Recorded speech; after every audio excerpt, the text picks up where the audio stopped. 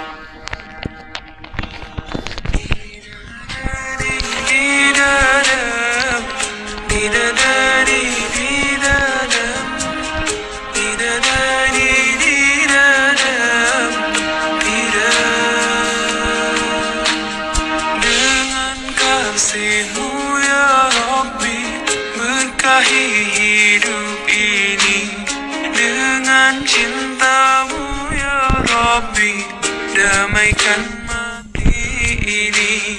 Saat salahku melangkah, gelap hati penuh dosa, beriku jalan berarah, temuimu di syurga. Terima sembah sujudku, terimalah doaku, terima sembah sujudku, izinkan ku bertaubat. Maulana ya Maulana, ya Sami'a du'ana. Maulana ya Maulana, ya Sami'a du'ana. Maulana ya Maulana, ya Sami'a du'ana. Maulana ya Maulana, ya Sami'a du'ana.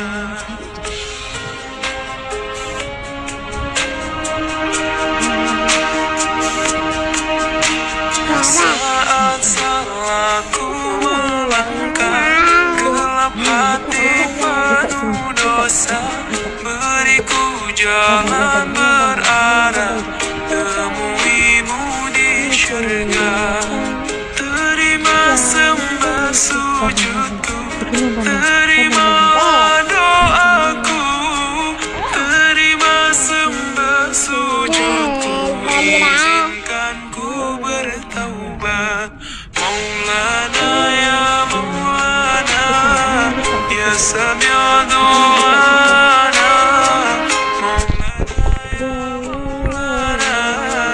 ya Sami'a du'ana. Maulana ya Maulana, ya Sami'a du'ana.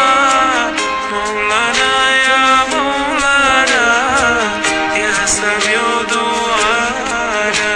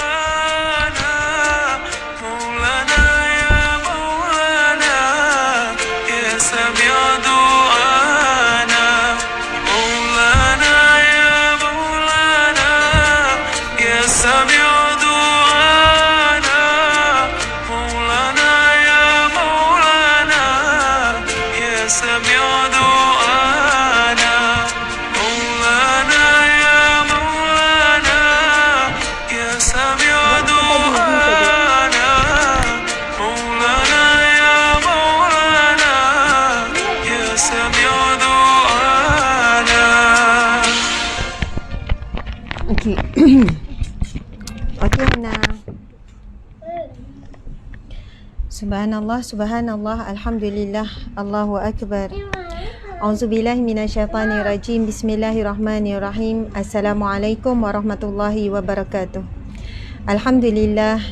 Alhamdulillahi rabbil alamin. Wassalatu wassalamu ala asyrafil anbiya'i wal mursalin wa ala alihi wa sahbihi ajma'in. Alhamdulillah, muslimin muslimat yang dirahmati Allah sekalian. Hampir waktu zuhur ya, lebih kurang dalam 1 jam lagi. InsyaAllah sekadar meluangkan masa, saya pagi tadi baru habis satu kuliah secara tertutup. Habis dalam pukul 11 tadi. Lepas tu terus terfikir buatlah alam-alam berada di pejabat, dan di bawah pejabat ni lah galeri Ustazah Asma. Jadi alhamdulillah, memang biasa kalau hujung minggu bawa lah anak-anak semua. Itu yang dia orang ada depan ni kan, yang kecil, yang besar dan sebagainya. Jadi subhanallah, sebagaimana yang saya tengok tadi, sebagaimana siapa yang tengok iklan tadi tu kan, Ustazah buat pengumuman nak buat live tu, nak sembang, kata nak ajak sembang pasal nak masuk sekolah dan sebagainya. Masya Allah. Okey, jadi rasanya kena selamatkan dah anak-anak ni. Okey. Hana, Masya Allah. Raihana tu umur dia 3 tahun lebih, manakala Fatimah umur dia setahun lebih. Tu anak yang kecil lah, anak yang nombor 6 dan anak nombor 7. Seorang 3 tahun lebih, Raihanah yang cabi-cabi sikit tu. Kemudian Fatimah umur dia setahun lebih. Tu yang kecil, yang nombor 7. Alhamdulillah. Subhanallah. Apa khabar semua ibu, ayah? Kebanyakannya ibu-ibu lah ni. Ya, insyaAllah kuat. Masya Allah. Okey, Dik carikan zikir yang malam tadi yang Ustaz Kazim tu. Okey, Alung Lina ada, Nur Hayati Osman ada, Syira Ayub ada, Mazrin, Ramli. Okey, alhamdulillah. Ustazah nak cakap pasal apa ni ya? Alung Lina, Suzi Muhammad, Nur Hasma, Sulaika, Amar Ramli. Dah masak ke semua? Apa khabar? Semua dah masak belum ni? Masak apa tengah hari ni? Jangan tanya Ustazah masak apa. Hajah Kalimah, Fatihah, subhanallah, Nur Afia, Farina, Wan Sudiana, Nur Azimah, Azizah Ali, Syakira Ismail, subhanallah. Khabar baik ya, alhamdulillah. Masak apa? Masak jadi ke masak apa tak jadi hari ni? Masak apa yang jadi, masak apa yang tak jadi hari ni? Siapa yang masuk dalam grup masak apa tak jadi? Saya ada juga. Masya Allah, alhamdulillah. Sahabat-sahabat semua, anda daripada mana ya? Nurul Haidar daripada mana? Nur Hafizah daripada mana? Siti Aisyah, Hamsinah, Dola, Nuri Dayu, Bunga Coklat, Faz, Kedai Hana, Samad, Jamaliah. Terima kasih ya semua.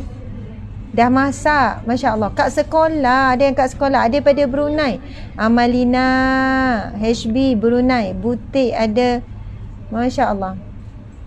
Alhamdulillah. Okey, sahabat-sahabat dimati Allah sekalian.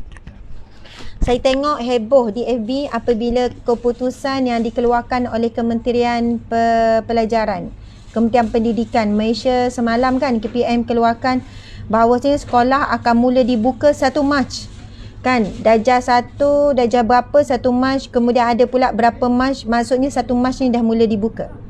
Boleh tak saya nak tengok apa pandangan? Ada yang duk Ganu, si Kedah, ada Kota Baru, macam-macam ni Saya nak tanya pandangan ibu-ibu, kebanyakannya ibu-ibu ni, tentang sesi persekolahan yang akan dibuka, dan saya kira agak mengejut juga. Lebih kurang dalam tak sampai 2 minggu, 10 hari lagi. Hari ni dah 20 hari bulan. Jadi apa pandangan ibu-ibu sekalian? Fatia Latif. Hai Fatia, subhanallah. Ada tak doa untuk awet muda? Fatia Latif. Masya Allah. Nanti kita share ya Fatia. Boleh. Kita share pasal apa ni, awet muda. Soalan boleh bebas tanya, saya cuba jawab. Apa pun soalan. Ada tak Ustazah amal makanan sunnah? Betul. Itu memang betul sekali. Okey, nanti kita betul Ustazah, masya-Allah. Okey, ada lagi, ada tak yang nak bagi pandangan apa yang anda fikir ni selepas tiba-tiba sekolah nak buka ni? Ustazah sedang masak ni Ustazah, ikan gulai lemak. Oi, sedap tu ikan gulai lemak tu.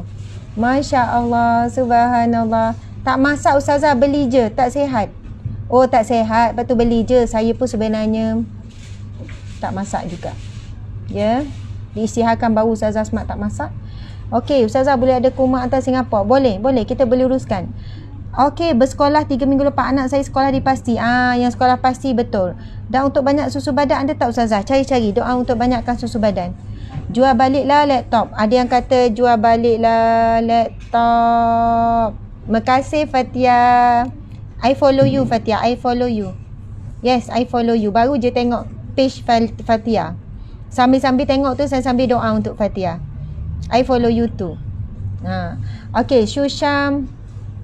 Ya, apapun kita jaga kita. Jiran bagi ikan pekasam dengan kari pap. Ui, sedap tu. Umar Ahmad, waalaikumsalam. Agak berat juga nak pergi sekolah 8 Mac ni. Okey. Guru ngajar, parent ngajar tak sama. Betul. Jadi okey ya, kita buka sekolah 1 bulan ni. Okey, semua okey. Okey. Saya nak share beberapa perkara dengan tuan-puan sekalian. Bila KPM isytiharkan semalam, ada respon pelbagai. Ada yang respon kata, ada yang marah. Baru je beli telefon, baru je bergolok gadai beli tablet, tiba-tiba masuk pula sekolah. Okey, marah. Lepas tu masa umumkan secara online, okey, semua pun marah juga.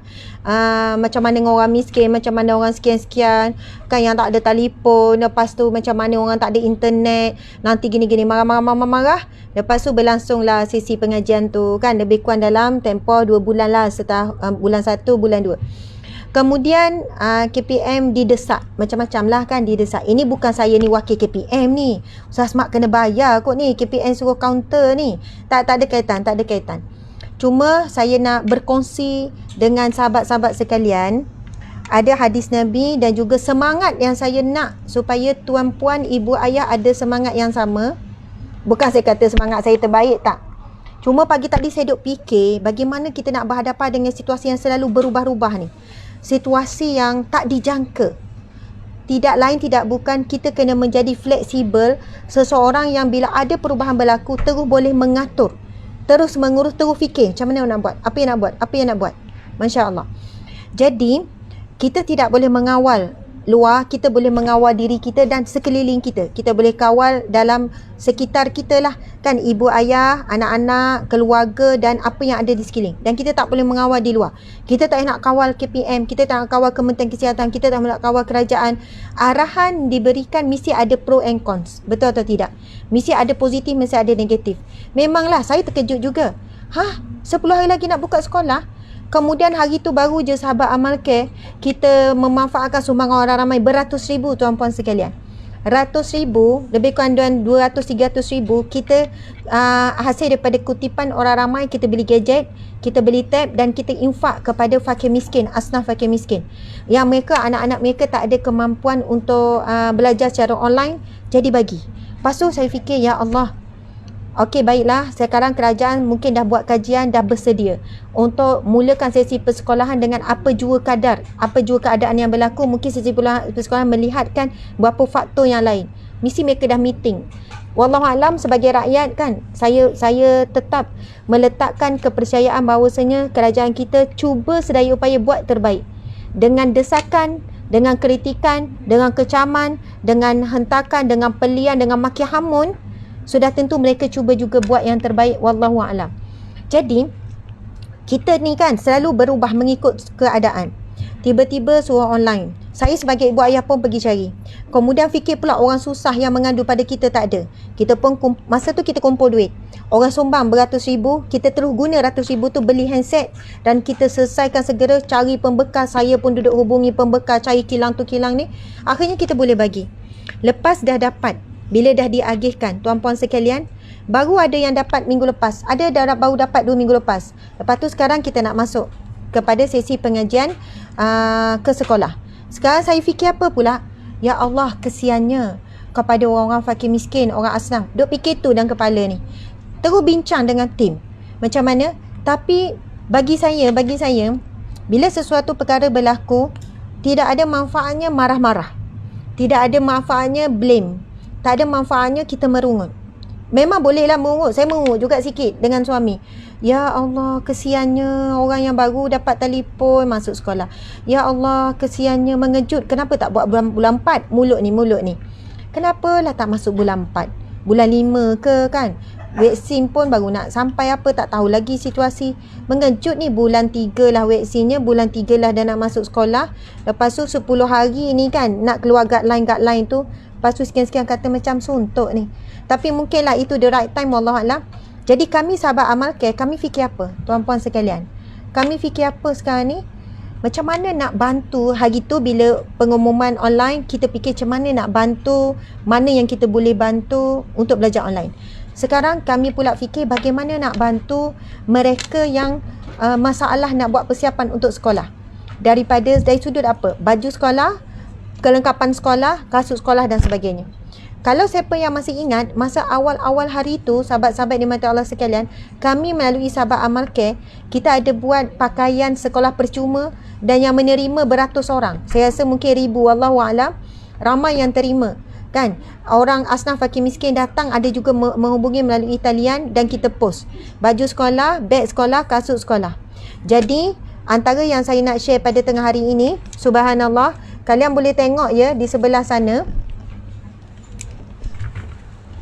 Ini bukan nak meniaga ni tuan-puan sekalian. Ustazah tu tak meniaga, nak minta duit. Saya memang nak ambil duit tuan-puan sekalian. Tapi jangan lari sebab saya nak share something yang special lepas ni. Jangan lari, tolong jangan lari. Tak lama dengan ustazah ni. Okey, tak payah pusing ke sini je ya. Tak payah ustazah nak tengok. Okey, mai sini dek. Sini sikit Syirah. Nampak kan? Mungkin ada yang tak tahu Ustazah Asma keluarkan baju sekolah. Semua benda Ustazah nak berniaga kan. Okey, baju sekolah ni tuan-puan kepada sesiapa yang memerlukan. Tak payah ni, Ustazah nak duduk ni juga. Okey, kepada siapa yang memerlukan keperluan sekolah, betul-betul memerlukan. Jangan pula anda ada duit simpanan tapi cuma takut nanti simpanan tak boleh nak guna baik. Jangan, tolong jujur. Kepada sesiapa yang memerlukan betul-betul asnaf fakir miskin, betul-betul tak mampu, Allah Maha mengetahui. Kalau kalian sebenarnya mampu tapi cakap tak mampu, nanti betul-betul tak mampu. Allah akan sempitkan rezeki. Tapi kalau betul-betul tak mampu, maka anda boleh hubungi nombor yang tertera. Dek, tolong hubungi tertera. Nombor yang tertera kan, kepada siapa tak mampu nak memohon keperluan kelengkapan sekolah. Sebab itu saya sebut tadi, kita ni selalu cuba menyesuaikan diri bila berlaku apapun perubahan. Selalu bersiap sedia. Mengeluh tu adalah tapi sekejap. Lepas tu fikir, apa yang kita perlu buat? Okey, kita sekarang nak buat persiapan untuk anak sekolah. So, sekarang ni kita anggap gadget yang kita dah agihkan hari tu ada manfaat lain. Adalah tu kegunaan lain. Dan mungkin lepas ni pergi sekolah sekejap dalam 2 bulan, sebulan mungkin kena kuarantin balik. Mungkin kena belajar online balik. Masa tu akan bermanfaat. Jadi kita tak perlu menyesali apa yang telah kita buat, apa yang kita usahakan sebelum ini. Tugas kita sekarang, mindset kita dah macam mana kita nak move forward.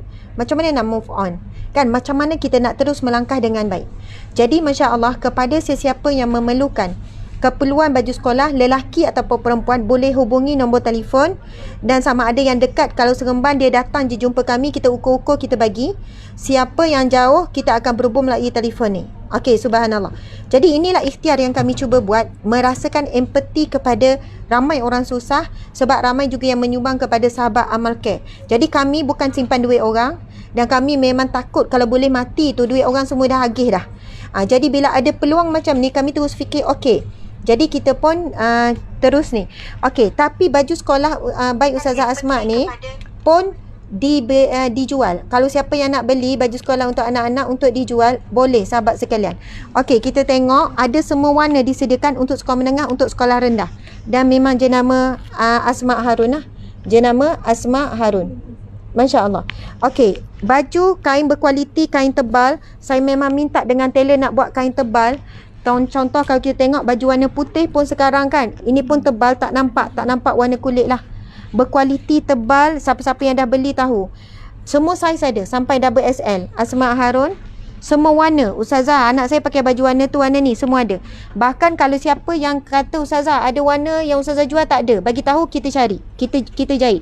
Ini warna putih, warna kuning, warna biru, warna pink, warna purple, warna kuning, warna hijau. Okey, kain sekolah kita buat berkualiti. Kita tengok ya. Ada ni kualiti. Semua kain sekolah warna apa nak? Dekat ni. Tak apa. Okey dah tu. Warna hitam, warna biru. Warna biru ni warna coklat, warna hijau, warna pink. Baju warna oranye yang jarang ada pun kita ni. Okey, lepas tu kan baju sekolah anak lelaki pun kita bagi. Okey, lepas tu Syirah. Orang lain standby sebenarnya. Yang bala-bala mesej tu, puan. Standby untuk bantuan tu. Nombor telefon mana? Okey, tudung sekolah tengok ada warna hijau ni, ada warna kuning ni. Kemudian ada warna biru ni. Kemudian hijau ni lagi. Lepas warna putih yang tebal. Dan antara kenapa saya sediakan baju sekolah, saya susah nak cari baju sekolah mengikut cita rasa saya sebagai ibu. Nak tebal, nak selesa, nak berkualiti. Kedua, saya susah nak cari tudung labuh yang betul-betul sesuai untuk anak saya yang pakai tudung labuh sekolah agama. Ini yang warna purple. Ini warna apa ni? Macam peach gitu. Warna macam-macam lah. Bahkan baju tudung yang kecil. Ustazah, anak saya sekolah rendah ya. Tudung bulat. Tudung sekolah yang untuk kanak-kanak. Untuk bunda apa semua ada. Maksudnya bukan Ustazah jual yang labuh. Tak semestinya. Saya tahu. Ada semua saiz. Jadi bagi tahu je saiz. Begitu juga dengan tudung apa? Tudung nama apa ni? Lekera yang kita panggil apa? Oning. Yang ada oning. Ni kan budak-budak yang pakai lekera oning, tebal, tak nipis, berkualiti. Harga ni berapa? RM10 saja. Tuan-puan bayangkan harganya RM10 saja. Harganya RM10 saja dan semuanya adalah keluaran Ustazah Asma Harun. Tudung yang oning ni RM10 je. Yang lekera ni dan berkualiti tuan-puan sekalian. Tebal tak jarang. Kalau boleh rasa kain ni tuan-puan tahu bagaimana kain dia. Semua ni kita jaga kualiti dan siapa yang nak cari baju sekolah baik Ustazah Asma Harun boleh nak beli, tetapi sebenarnya tujuan kita adalah kita nak share kepada siapa yang tidak mampu untuk masuk anak sekolah satu macam ni. Anda boleh hubungi nombor yang kita share. Lepas tu insya-Allah kita akan bantu sedaya upaya seramai mungkin. Sebab itu kita sentiasa buka peluang orang untuk infak. Mungkin kita bantu 500 orang keluarga ke anak. Kan ada yang kasut dah koyak ke apa, bagi tahu, kita post. Bagi tahu saiz berapa, kita post. Kenapa kami Ustazah tak bagi duit je? Kami bimbang. Ini sumbangan orang ramai, takut duit tu tak digunakan untuk tujuan yang kita bagi. Kalau betul untuk keperluan sekolah, kita mula-mula saya fikir kita bagi duit lah 200-300 untuk mereka beli. Tapi macam mana kita nak pastikan? Masya Allah. Bimbang, takutlah ayah tak jujur ke, mak tak jujur ke, ambil peluang tu dan sebagainya. Ustazah macam mana? Ustazah semak, tim Ustazah semak. Tuan-puan sekalian, kami bila dapat permohonan macam itu gadget, kita akan buat tapisan isi borang, kemudian kita akan call dan kita akan buat video call biar mereka bagi bukti ada anak. Bagi bukti anak ada, lepas tu kalau sakit ke apa semua. Sebab ada orang kata Ustazah buat siasatan macam tak percaya pada orang. Kan Ustazah buat siasatan macam apa? Saya kata bukan. Saya buat siasatan tanggungjawab, amanah. Orang bagi sumbangan orang ramai untuk yang memerlukan. Sebab hari ni scammer banyak, orang menipu banyak. Jadi apa yang kami mampu buat, kami buat siasatan. Kalau orang yang tak sanggup disiasat, dah ada yang marah. Tak percaya ke? Saya memang orang susah, mama. Saya kata minta maaf. Ini cara yang kami mampu buat supaya amanah orang ramai yang menyumbang benar-benar dapat kepada sesiapa yang betul-betul memerlukan. Jadi kalaulah siapa yang mohon, lalu kami minta buat siasatan. Memang tim bila berlaku macam ni, tim dalam 10 orang akan buat video call. Kenapa tak call je? Kita tak nampak depan mata. Mereka kata ada anak 6 orang sekolah. Kita pun minta buat video call boleh. Kami nak tengok anak-anak. Mana anak yang sekolah tu. Jadi ramai yang jujur, dia pun buat video call tunjuk. WhatsApp kan ada video call, apa susah. Guna WhatsApp je, WhatsApp call, guna video. Lepas tu mereka tunjuk, ni anak saya yang pertama Ustazah, ni anak ni tim, tunjuk pada tim. Jadi kita tengok bagaimana suasana rumah dia yang usang, rumah buruk, nampak fakir miskin. Jadi kita lulus, kita kata insya-Allah bagi tahu saiz anak, kasut anak tu pakai berapa. Lepas tu tim kita akan cari, kita akan post. Masya-Allah. Tapi kalau macam Sabah Sarawak, ada juga negeri kita tak post tapi kita bagi pada ejen. Macam Sabah Sarawak, kita tak post sebab kos pos sangat tinggi. Jadi kita ada ejen aktivis kita di Sabah dan Sarawak, Puan Farha ada and the gang. Mereka lah yang akan tolong beli dan pergi hantar. Macam tu. Tapi kalau tak mampu juga kita bagi duit dan minta mereka bagi bukti. Itu pun kita buat daripada dulu macam tu. Kalau bagi kita tak mampu juga, susah ataupun waktu suntuk, kita bagi duit, kita kata puan, lepas puan beli, puan snap receipt dan tunjukkan barang puan beli. Jadi dari situ kami tahu puan jujur, puan ni. Mereka kalau betul-betul memerlukan, mereka sanggup. Mereka takkan marah kita.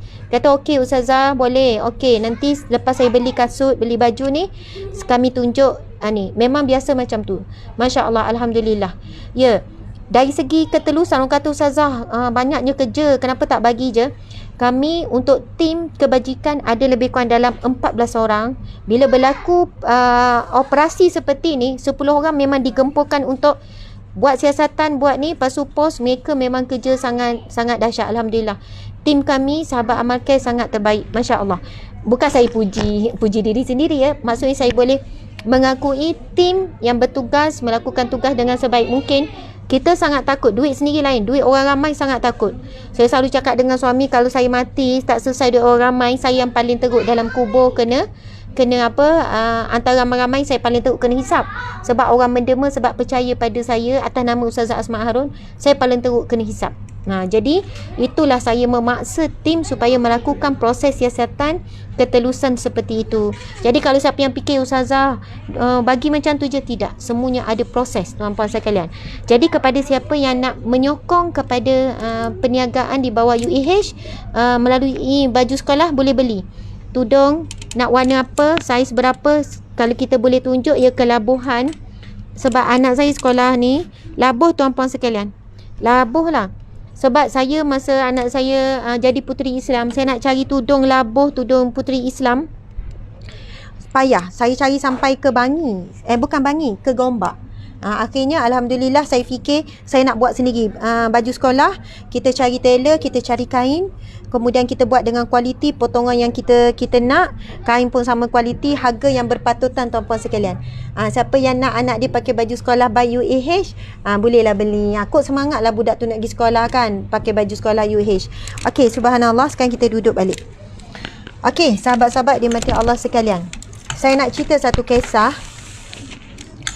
Kisah ni pengalaman peribadi saya. Kisah benar, tuan-puan sekalian. Pengalaman peribadi saya. Dan saya harap kisah ini boleh direlate dengan keadaan tuan-puan sekarang. Saya faham perubahan berlaku tanpa dijangka. Kita tak boleh nak jangka pelbagai perubahan. Kejap, kerajaan umumkan tu. Lepas tu sekarang ni dalam situasi COVID ni kan, isu vaksin yang tak habis-habis. Ada pihak yang mengatakan vaksin sekian-sekian, pihak kerajaan pula meyakinkan rakyat. Kita pun dah tak tahu ni macam mana ni, nak belah sini ke belah sana. Saya pun bukan anti vaksin. Anak-anak semua ambil vaksin yang lahir kan, vaksin yang saya ingat dek, boleh nampak saya ingat ni. Lepas tu okey. Lepas tu saya pun macam tu lah. Tapi bila saya tengok perbincangan hari ni, pelbagai lah kan isu berkenaan dengan vaksin, Masya Allah. Dan saya tak nak kupas pasal vaksin, ia sangat sensitif. Kalau orang tanya Ustazah akan ambil vaksin ke tak, Wallahualam, nanti kita akan tengok. Dan saya menyokong segala usaha kerajaan dan pelbagai pihak. Ada orang dia gunakan, saya harap kita masih terbuka kepada pro-choice dan jangan saling membenci dan jangan saling mengeji, jangan saling menghina. Kita bagilah peluang, maksudnya mereka yang pro-choice. Wallahualam, saya pun maaflah, bukan saya orang yang layak untuk cakap tentang pro-choice. Bagi orang yang nak memilih ataupun bagi yang pro-vaksin ataupun anti-vaksin, yang saya tak suka melihat situasi sekarang adalah kita sesama kita saling bergaduh, saling menghina, saling mengejek dan sebagainya. Okey, subhanallah, saya nak cerita satu kisah yang saya lalui dulu ketika kami berhijrah, kami berpindah ke sebuah negara namanya Australia. Masa tu kami bawa 4 orang anak. Bila saya sampai ke Australia, lebih kurang dalam selepas 2 bulan, 3 bulan saya mengandung. Masa tu saya mengandung anak yang kelima, yang namanya Sofan sekarang. Saya mengandung anak yang kelima. Memang orang dengar, wah seronoknya keluar negara ikut suami. Ya, masa tu suami saya sambung belajar. Dia buat PhD tapi ada ujian yang berat, akhirnya PhD tak selesai di sana, tak selesai. Tapi yang saya nak cerita adalah ujian kami lalui sebelum nak pergi tu pelbagai, dan bila sampai saya mengandung, alhamdulillah seronoklah mengandung kan, anak yang kelima masa tu, Sofwan. Lepas tu bila saya mengandung, saya nak pergi check up. Bila nak pergi check up, kemudian diberitahu bahawasanya saya punya insurans, student insurans by suami tu tak cover selagi mana kalau saya mengandung sebelum setahun. Macam tu lah. Maksudnya kena sampai setahun dulu duduk di Brisbane tu. Selepas setahun kalau mengandung barulah di cover, insurans cover kos-kos mengandung, kos melahirkan, semuanya. Masa tu kan, bila saya tahu rupanya kami masa tu ambil satu insurans yang memang kami tak mampu nak pilih satu insurans yang agak mahal, jadi kita ambil insurans yang agak murah. Bila sampai ke bumi Brisbane tu, kami anak yang paling ramai, pasal ada anak sekolah. Suami dapat allowance dalam lebih kurang dalam $2,000 allowance pelajar. PhD masa tu dapat dalam $2,000. Bila kami nak pilih rumah yang kecil yang kami mampu. Tetapi kerajaan Australia ni, Brisbane ni, bila dia tengok bilangan anak, kami tak lulus ambil rumah 2 bilik. Kami diwajibkan ambil rumah 3 bilik. Sebab memang Australia dia menetapkan begitu. Dia orang kan cek. Dia orang bukan cek kita saja, dia cek rakyat dia semua. Kalau anak 2 orang boleh rumah tu 2 bilik saja. 1 bilik mak ayah, 1 bilik anak share. Tapi kalau anak lebih je 2 orang, kami pula anak 4 orang, mereka memang akan cek. Maklumat tak boleh tipu. Dia orang akan datang cek, sebab kalau tidak menyediakan bilik yang cukup untuk anak, satu kesalahan.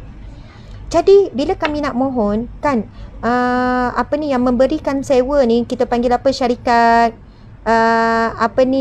house sewa, rental house ni, dia akan cek. Dia orang dapat maklumat semua. Dia orang semua dia orang semua ada link. Dia orang terus nampak, okay, you datang ada 2 anak, so you boleh rental mesti rumah 3 bilik. Sebab 4 orang anak 1 bilik, 2 orang anak dan parent 1 bilik. Bila rumah 3 bilik, terus sewa sangat mahal. Sewa kami rumah masa tu paling murah kami dapat dalam $450 satu minggu. Tuan-puan sekalian, 450 satu minggu dolar. Di Australia bayar sewa, bayar rumah semua, dia bukan bayar by bulan, gaji pun by minggu. Australia di Brisbane gaji kerja kita kan sebulan sekali dapat gaji, mereka gaji seminggu sekali. Bagi kami ia sangat bagus sebab tak sempatlah sesak duit tu. Kan bayangkan kalau kita buat sistem gaji seminggu sekali, kita tak sempat sesak duit, tak sempat meminjam. Jadi boleh bajet lah. Masalah kita bila sebulan sekali, tengah bulan dah kering, dah tak boleh bajet dah. Nak survive 2 minggu kadang tu berhutang. Tapi sistem mereka di sana kerja apa pun gaji seminggu sekali. Dan bayar rumah, bayar kereta, bayar apa-apa pun seminggu sekali. Macam tu. Jadi masa tu bayar sewa adalah $450 menyamai 1,500 Malaysia. Bayangkan tuan-puan sekalian, memang sewa di Australia adalah antara sewa termahal di dunia. Bayangkan kami bayar $450 menyamai 1,500 Malaysia, 1,500 kali 4 dalam 4,500 sewa rumah. Kami perlu membayar sewa rumah di Brisbane ketika itu RM4,500 Malaysia, menyamai lebih kurang dalam 450 dalam 1,000 berapa, $1,500-1,600 Australia. Jadi bayangkan suami hanya dapat allowance dalam 2,400, minta maaf, untuk sewa rumah saja dalam $2,000, 4,500 dalam hampir 2,000. Kami tinggal dalam $300 lebih saja untuk yang lain-lain. Untuk sekolah anak yang bayarannya mahal sebab kita foreigner. Kemudian untuk makan minum, untuk survive semua, untuk belajar. Masya Allah, subhanallah tuan-puan sekalian. Ketika saya dikhabarkan saya mengandung, alhamdulillah gembira. Tetapi bila saya nak pergi check up mengandung, bila sampai waktu, mereka kata sorry tak cover. Lepas tu saya tanya, macam mana puan? Berapa ya kos kalau check up? Setiap kali check upnya bernilai $300. Saya fikir 1,200 Malaysia. Masa tu saya menangis. Berita gembira yang saya mengandung menjadi satu berita yang menyedihkan. Sebab masa tu kami terduduk baru sampai. Satu lagi cerita, kami nak beli kereta, wajib ada kereta sebab apa? Nak hantar anak sekolah. Kita takkan nak tumpang orang selalu. Sebab anak, bila dia nampak anak kita dah ada yang darjah 1, Atikah masa tu darjah 1, darjah 2, maklumat tu dapat, dia terus hantar ke sekolah terdekat. Kalau kita tak hantar anak sekolah, kita akan didenda. Memang macam tu sistem Australia ni. Dia boleh detect semua. Kita akan terus dihubungi. Anak kena masuk sekolah. Tapi disebabkan kita foreigner, kita bukan percuma sebagaimana rakyat mereka memang percuma. Belajar rakyat Malaysia percuma. Rakyat Australia percuma. Tapi sebab kita foreigner, yuran kena bayar, sediakan itu, sediakan ni. Sampai tahap kami ni dah habis dah semua. Hutang, pinjaman yang kita buat. Kita dah tak ni, saya rasa macam betul-betul terduduk di negara asing. Di negara yang tiba-tiba saya mengandung pula dan saya tak mampu nak pergi check up, makan, minum. Lepas tu bila kami nak beli kereta, kami pun tak boleh nak tipu bila kami nak daftarkan kereta. Kami tak dibenarkan beli kereta kecil. Sebab mereka dapati kami ada anak 4 orang. Jadi kami mesti beli MPV. Kami sebenarnya nak beli kereta kecil je sebab nak hantar anak sekolah. Tapi bila mereka tahu anak 4 orang, kami tak dibenarkan. Sebab di Australia, kanak-kanak wajib duduk atas kasit. Jadi kasit hanya muat untuk satu baris 3 kasit. Bahkan anak yang umur darjah 5 tahun 6 tahun yang tak cukup ketinggian kena ada duduk juga. So bila anak kami 4 orang, kami tak boleh beli kereta biasa sedan, kami kena beli MPV. Masa tu beban lagi. Subhanallah, macam-macam. Dan masa saya mengandung anak kelima di Australia tu, saya rasa macam saya bagi tahu bang, kalau macam ni saya balik, saya bawa anak-anak, awak belajarlah di sini. Sebab kita tak mampu nak survive. Kalau awak duduk seorang, saya bawa balik anak-anak. Kan masa tu dah mula fikir macam tu. Tapi sedih, kita tak boleh nak berpisah. Bukan dekat kan, bukan boleh nak jumpa. Tapi ketika tu tuan-puan sekalian, saya nak cerita, Masya Allah, Allah Maha Hebat, Allah Maha Besar. Ketika kami buntu, saya menangis, saya kata memang tak cukup bang. Kalau kira duit lebihan daripada allowance dalam $200-300 je. Nak makan minum kita, anak-anak, nak check up saya lagi, kemudian untuk belanja sekolah apa semua, tak apalah, awak belajar sekian-sekian, boleh jimat banyak perkara semua. Lepas tu, sebenarnya kami nak pergi, kami berhutang berpuluh ribu, banyak sangat kos masa tu, Masya Allah. Lepas tu, pendek cerita, apa yang saya buat ketika itu adalah saya kata macam ni lah. Kita memang dengan akal kita rasa tak tahu nak buat macam mana. Tapi kita kena berjuang juga dalam situasi sekarang. Masa itulah kan, dan keadaan memang duit memang tak ada, apa tak ada. Rasa macam kita berada di negara asing, rasa buat keputusan salah. Kita bawa anak-anak, bawa saya ni keputusan salah. Lepas tu, apa yang saya buat masa tu, saya kata, marilah bang, kita buat istighfar sebanyak 1000 kali sehari. Kita mohon ampun dengan Allah, ini ujian Allah, dosa-dosa yang kita buat. Ada berapa lagi amalan yang saya buat, saya dapat daripada amal ini. Janganlah pula kata sandarkan kepada alim ulama kan, sandarkan kepada sandarkan kepada Rasulullah sallallahu alaihi wasallam. Tapi ini yang saya dapat ilmu daripada seorang guru bila dalam keadaan sangat terdesak, sangat mengharapkan pertolongan Allah. Buat solat taubat dulu. Ya, saya buat solat taubat. Solat taubat ini sunnah ya, memang ada ya dalam diajarkan oleh Rasulullah. Buat solat taubat 2 rakaat, mohon taubat sungguh-sungguh. Lepas solat taubat, istighfar dulu. Istighfar sungguh-sungguh. Kami suami isteri buat rutin ni dalam berapa lama ni. Istighfar sampai 1000 kali.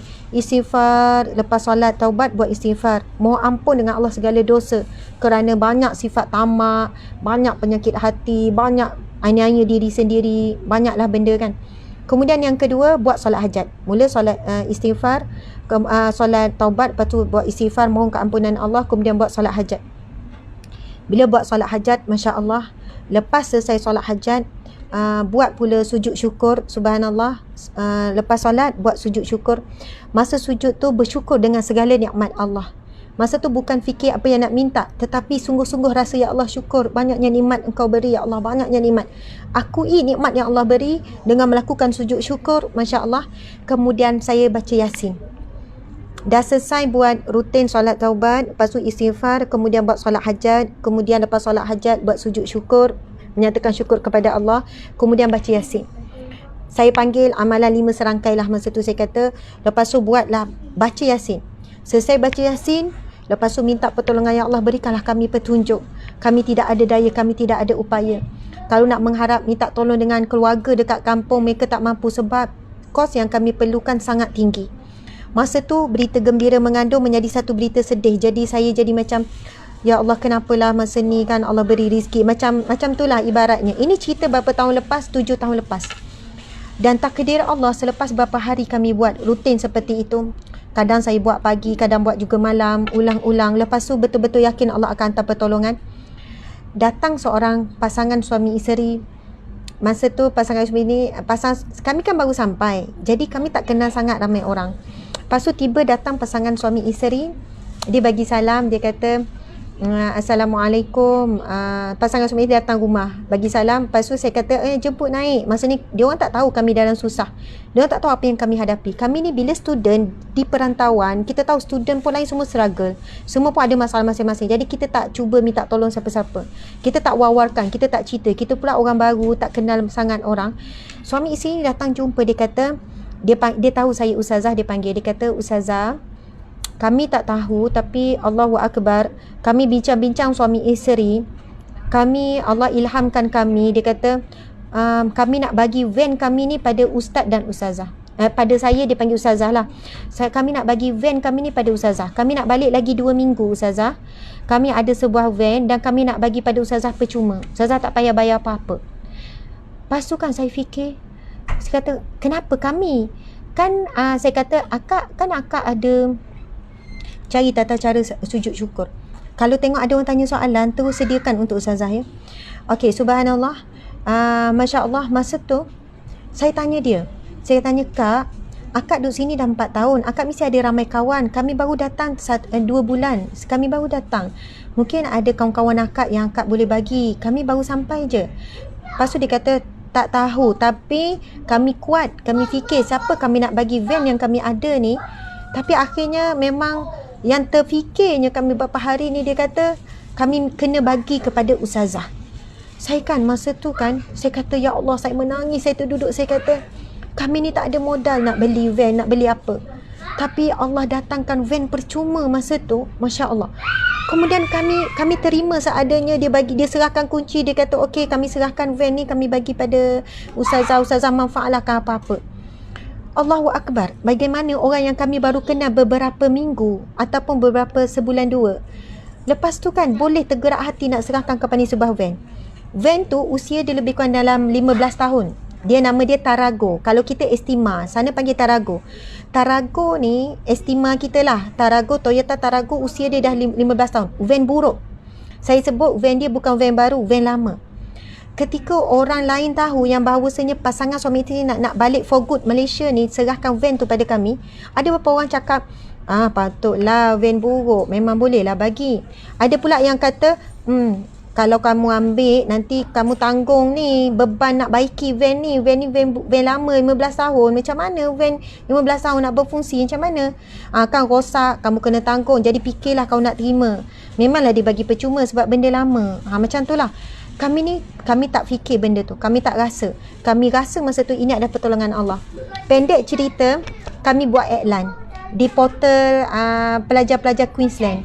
Siapa yang nak sewa van, dan kami bagi jumlah sewa yang rendah. Student suka sewa van. Sebab apa? Nak sebut van pun boleh jugalah. Student sukalah. Sebab student ada nak pergi berjalan, ada nak pergi keluar, ada aktiviti mereka. Tuan-puan sekalian, van tu Masya Allah, van yang dah usia 15 tahun, tapi dia punya servis, dia punya terbaik. Subhanallah, tak pernah rosak. Kalau ada rosak sikit sangat, ada orang boleh bawa van tu. Student nak sewa murah kan, sebab kita bagi sehari berapa dolar saja, boleh bawa van tu sampai ke jauh 100 km. Ada yang pergi 200 km. Dia kata van ni hebat lah, walaupun dah 15 tahun van ni dah buruk, tapi dia punya power tu boleh bawa kami semua. Saya kata ya Allah, ini semua kuasa Allah. Saya nak pendek cerita, Masya Allah, daripada van buruk yang usia 15 tahun yang orang bagi percuma tu, dari situ rezeki kami tak putus. Hari-hari penuh sewa, sampai kami penuh buku. Buku sewa tu memang orang kena queue. Setiap hari ada sewa. Van tu jarang duduk tersadai, setiap hari orang sewa. Dan kami dapat duit dolar daripada situ. Akhirnya cukup belanja kami, anak-anak sekolah semua cukup dari van yang buruk tu. Kemudian cukup pula untuk saya pergi check up, dan cukup kos saya bersalin. Sebab bersalin, Safwan ni memerlukan belanja hampir 20,000 daripada check up sampai bersalin. Bersalin saya tak ingat berapa ribu dolar sebab kita foreigner. Jadi convert dengan duit Malaysia hampir 20,000 semuanya. Hasil daripada van buruk, pelajar-pelajar sewa, dan van tu tak memberi masalah, tak pernah orang sewa tiba mati tengah jalan tempat jauh kami kena ngambil, tak. Subhanallah, barakah, saya nak cerita barakah pemberian daripada Allah.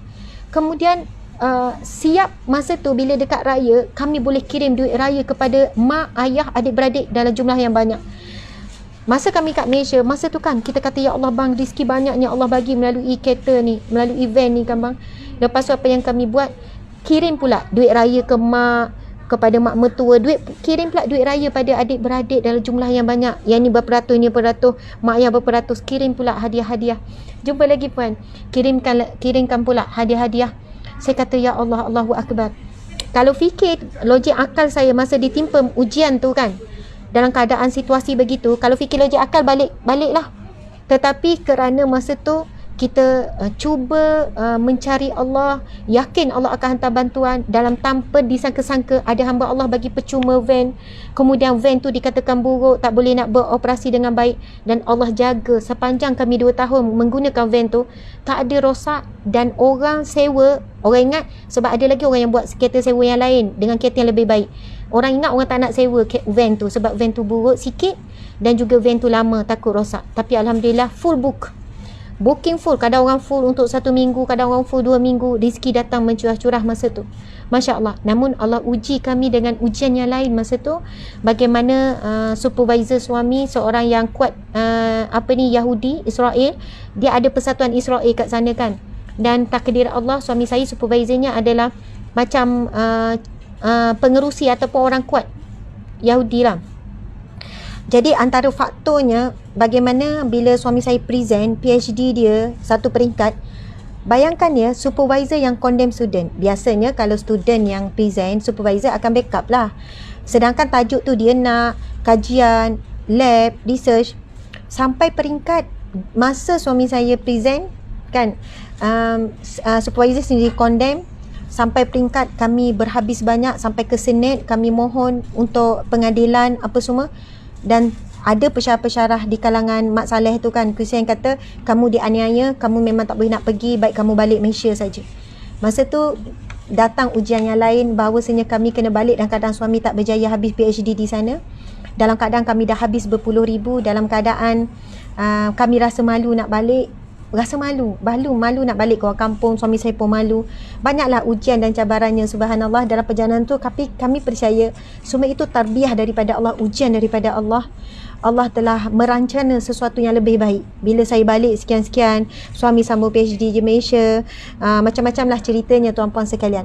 Cuma saya nak bagi tahu kesimpulannya ialah, tolong apabila apa pun berlaku perubahan dalam hidup kita mendatang, esok, lusa, apa pun yang berlaku, kita kena cepat menyesuaikan diri.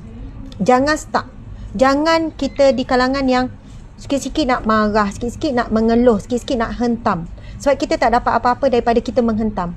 Okey, bila kerajaan kata sekarang kita online, kita pun ikhtiar untuk online. NGO Sahabat Amal Camp menyesuaikan diri masa tu, kita cari sumbangan dan kita bagikan online gadget. Sekarang kerajaan kata nak mula sekolah. Lepas tu ramai dah kita tahu asnaf fakir miskin yang tidak ada kemampuan untuk kelengkapan sekolah. Jadi kita berubah pula, menyesuaikan diri. Sekarang kita buka peluang siapa yang nak infak baju sekolah, dan kita akan bagi kepada orang ramai baju sekolah kepada asnaf fakir miskin, baju sekolah secara percuma. Lepas tu tuan puan, siapa yang selalu berfikiran positif, selalu mencari, maksudnya bila berlaku sesuatu, mencari Allah. Antaranya kita boleh amalkan doa Nabi Ibrahim alaihissalam, bismillahirrahmanirrahim, hasbunallah wa ni'mal wakil, cukuplah Allah bagiku, dia sebaik-baik penolongku. Masya Allah, boleh cari ya, cari ayat tu, subhanallah. Firman Allah dalam surah, saya tak pasti, saya tak ingat surah apa, hasbunallah wa ni'mal wakil. Okey, ketika pandemik COVID-19 pertama dulu, tuan-puan sekalian, saya terduduk. Sebab apa saya terduduk? Sumber rezeki dan pendapatan kami dan juga staf pekerja adalah daripada ceramah saya. Ceramahlah suruh Malaysia apa, orang bagi sumbangan, orang tak bagi sumbangan, orang cakap apa pun, subhanallah, daripada sumbangan orang, hasil ceramah tu bawa balik ke syarikat, duit itulah yang digunakan untuk bayar gaji staf. Masa tu ada 3 orang staf. Bayar gaji staf, lepas tu bayar sewa tempat pejabat kita buat operasi, masya-Allah. Bulan 3 PKP, saya langsung tak ada ceramah secara online. Bukan tak ada ceramah, semua tutup. Masa tu bulan 3 tahun lepas, tahun 2020, kita punya jadual ceramah dah penuh sampai hujung tahun. Jadual ceramah dah sampai hujung tahun penuh, luar negara, dalam negara semua penuh dah. Masya Allah, tiba-tiba berlakunya COVID-19, PKP, semua ceramah dibatalkan on the spot. Masa tu memang terduduk sekejap. Kemudian dan kita tak pernah buat live online, kita tak pernah kuliah online apa semua kan. Allahu Akbar. Masa tu terduduk, apa yang kita buat adalah mohon pertolongan dengan Allah. Saya selalu akan ulang balik. Bang, waktu ini kita minta petunjuk daripada Allah. Kita solat taubat, istighfar, solat hajat, lepas tu sujud syukur, kemudian kita baca Yasin. Minta petunjuk daripada Allah. Allahu Akbar. Masa tu Allah Akbar, Allah bagi pula jemputan Melayu online. Alhamdulillah kita boleh survive. Masya Allah. Kemudian apabila datang pula ujian, ramai orang yang diberhentikan kerja. Datang jumpa kami nak mohon kerja. Kita kata, ya Allah, nak bayar gaji pekerja dan 15 orang yang hilang kerja dan kerjanya sangat penting kerana untuk ummah, ia memerlukan gaji lebih kurang dalam 30,000. Dengan ceramah online ni orang bayar 100, 200, berapa sangat kita boleh kumpulkan dalam tempoh sebulan. Masa tu saya ceramah online tingkat awal 5 kali sehari. Pagi 2 kali, petang 2 kali, malam pula sekali. Mak saya nak cerita, bagi kita yang bila berlaku sesuatu, kita mesti cari jalan keluar. Kita bukan terduduk lama, terduduk sekejap. Macam mana nak buat? Jangan banyak fikir tapi banyak zikir. Maksud saya ialah kalau banyak fikir kita guna akal kita terhad. Tapi bila banyak zikir mengingati Allah, terus minta tolongan Allah, terus buat zikir, terus buat solat taubat, buat solat hajat, terus buat baca Yasin, Masya Allah kan. Buatlah amalan, terus zikir, mengingati Allah. Subhanallah, pertolongan Allah datang. Masa itulah datangnya jualan buku Sahabat Dunia Akhirat dengan jualan yang sangat luar biasa. Saya masa tu saya tak berpaling lagi. Saya kata Alhamdulillah, Masya Allah, Allah berikan kita satu tanggungjawab yang besar. Allah berikan bersama pertolongannya, rizkinya. Masya Allah. Okey, tadi kan ada soalan tu yang bertanya tentang pasal solat hajat. Solat hajat sebenarnya bacalah ayat apa pun. Ustazah, saya solat hajat saya baca Al-Fatihah sahaja. Kan? Okey, tak pasal sujud syukur. Okey, ada yang tanya Ustazah, okey saya nak buat solat taubat. Macam mana solat taubat? Niat je, nawaitu saja aku solat taubat kerana Allah. Kan? Sebagaimana solat sunat lain buat solat taubat, lepas tu nak baca surah apa Ustazah? Boleh baca je surah apa, tapi wajib Al-Fatihah lah. Baca surah Al-Fatihah, subhanallah. Ini ringkas sangat. Cuba cari yang cuba cari yang isyak fatwa ke apa yang ni sikit. Yang macam biasa yang ilmiah. Okey. Sahabat sekalian, solat taubat, Ustazah Al-Fatihah, lepas Fatihah saya baca Fatihah je. Boleh, sah. Saya baca keluar Allah je semua. Boleh, tak ada masalah. Lepas tu kita pun buat istighfar kan, 1000 kali istighfar sungguh-sungguh. Rasa dosa dan sebagainya. Kemudian lepas daripada tu kita buat solat hajat. Solat hajat pun sama. Ada orang kata kena baca 3 kur, ada baca kuliah, ada baca ayat kursi. Sebenarnya terpulang. Kalau nak baca afdal. Kalau nak baca mana-mana ayat surah pun boleh. Kan baca ayat baca Al-Fatihah wajib, tak baca surah lepas tu pun tak apa, itu sunat hayat. Kalau baca lagi baik. Nak baca qul huwallah pun boleh. Qul a'udzubil falaq pun boleh. Apa-apa surah yang kita hafal. Yang penting niat kita tu betul-betul nak mengharapkan pertolongan Allah. Okey, lepas dah solat hajat dah habis semua kan. Masa sujud akhir bolehlah dalam niat hati nak bagi tahu hajat apa. Lepas tu kita buat sujud syukur. Kan ini menyatakan rasa syukur kepada Allah. Okey, tentang dalil sujud syukur ni, ini saya buka Isyak Fatwa 136, Isyak Fatwa ya. Saya suka buka Isyak Fatwa 136. Kalau Ustazah minta apa-apa cari sini dulu. Isyak Fatwa 136 tentang bab sujud syukur. Okey, saya nak jawab persoalan. Ada yang tanya perlu wuduk dan hadap kiblat tak sujud syukur ni kan. Okey, mari kita tengok tentang bab sunat melakukan sujud syukur bila mana kita mendapat nikmat ataupun nak menunjukkan rasa syukur kepada Allah Subhanahu Wa Taala. Okey, dalil sujud syukur ini berdasarkan daripada riwayat Abu Daud dan disahihkan oleh Albani. Hadis daripada Nabi SAW daripada Abu Bakar radhiyallahu anhu, annahu kana idza ja'ahu amrun sururin au busyira bihi kharra sajida syakiran lillah. Sayyidina Abu Bakar radhiyallahu anhu menyebutkan adalah Nabi SAW ketika telah datang sesuatu perkara yang menggembirakan, atau diceritakan sesuatu yang gembira dengannya akan turun sujud bersyukur kepada Allah Subhanahu Wa Taala. Okey, sekarang kita pergi kepada kaifiat. Bagaimana kaedah nak sujud syukur? Secara praktikalnya, bagi yang ingin melakukan sujud syukur adalah seperti berikut. Yang pertama, niat. Niat dulu masa nak sujud tu, berniat untuk melakukan sujud syukur sebagai tanda betul-betul bersyukur kepada Allah Subhanahu Wa Taala. Kemudian bertakbir sebagaimana takbiratul ihram dengan mengangkat tangan kerana dikiaskan dengan solat. Kemudian bertakbir sekali lagi tanpa mengangkat tangan, yang mana takbir pada kali ini adalah untuk turun sujud. Kemudian sujud sekali lagi seperti mana yang sujudnya di dalam solat. Adapun bacaan ketika sujud syukur ini adalah bacaan seperti mana sujud di dalam solat, dan kemudian boleh ditambah dengan lafaz memuji Allah, tahmid memuji Allah atas kurniaan nikmat. Kemudian bangun dari sujud dalam keadaan duduk dan memberi salam. Tidak disyaratkan untuk membaca tasyahud dan tidak juga disunatkan untuk membacanya. Subhanallah, Allahu Akbar. Jadi maksudnya di sini berkenaan dengan sujud syukur ni, takbir sekali tanpa mengangkat tangan. Okey, takbir untuk turun sujud, kemudian sujud sekali seperti mana sujud dalam solat. Ada pun bacaan ni, dan kemudian boleh tambah dengan lafaz tahmid. Okey, subhanallah.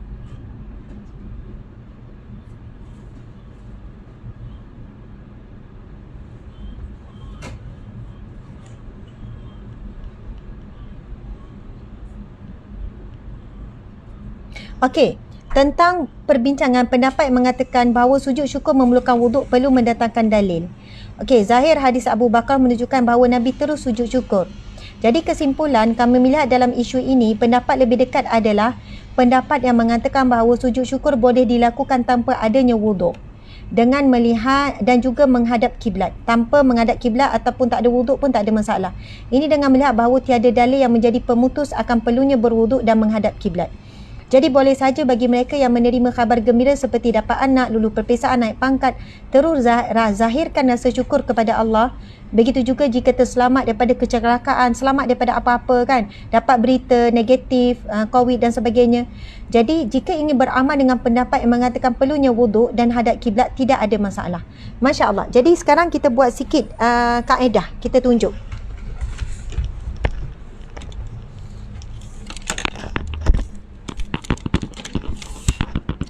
Okey, subhanallah. Maksudnya tuan-puan sekalian, bila kita nak buat sujud syukur, Masya Allah, yang pertama kita perbincangan tadi tidak disyaratkan, tidak diwajibkan untuk hadap kiblat ataupun untuk mengambil wuduk. Tetapi tuan-puan sekalian, sahabat-sahabat, sekiranya kita boleh mengambil wuduk dan menghadap kiblat, itu lebih afdal lah. Maksudnya di sini ada dua pendapat. Ada pendapat kata kena ada wuduk, kena ada hadap kiblat.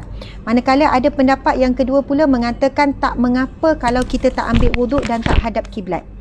Boleh saja. Jadi dalam situasi ni, muslimin-muslimat sekalian, boleh kita ambil pendapat, contohnya kita tengok pemain bola bila masuk gol, pemain bola Islam kan, dia terus sujud. Dia terus sujud kan? Masya Allah.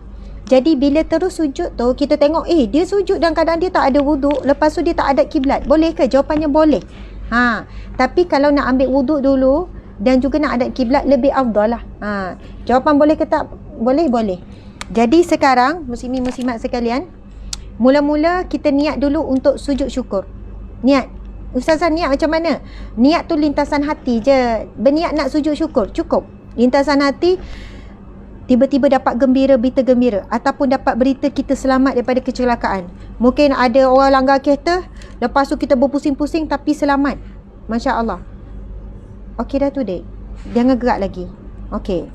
Lepas tu tiba-tiba kita selamat, kita pun terus turun, kita pun sujud syukur. Masya Allah. Jadi niat dulu bahawa kita nak buat sujud syukur. Kadang lepas solat kita nak buat sujud syukur, boleh je kan, sebagai tanda bersyukur kepada Allah. Kemudian kita takbir dulu kan, takbir dulu sebagai isyarat. Nak angkat takbir pun boleh, Allahu Akbar. Kemudian mula-mula takbir sebagai isyarat seperti kita ni nak melakukan seperti ibadat solat, tapi bukan takbiratul ihram lah. Mula Allahu Akbar. Kemudian ketika nak sujud, kita pun takbir lagi sekali, Allahu Akbar. Kan? Tak payah tunjuk lah tu. Okey, bila kita takbir kali kedua, sahabat-sahabat sekalian, kita pun sujud. Masa sujud nak baca apa? Boleh baca seperti mana zikir sujud tu. Subhana rabbiyal subhana rabbiyal a'la wa bihamdi, subhana rabbiyal a'la wa bihamdi. Boleh baca, kemudian boleh je memanjangkan sujud tersebut dengan apa-apa tahmid. Kan kita pun zikirlah alhamdulillah, alhamdulillah ya Allah, alhamdulillah ya Allah, ya Rahman ya Rahim, subhanallah. Boleh saja sambung, nak sujud syukur lama pun boleh.